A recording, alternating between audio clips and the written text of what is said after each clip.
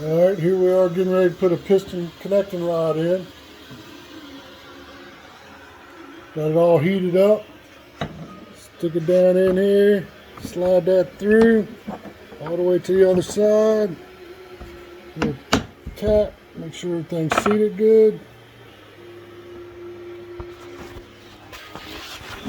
So now it's offset to one side. That's how you get it to center. Drop a little bit of oil on here.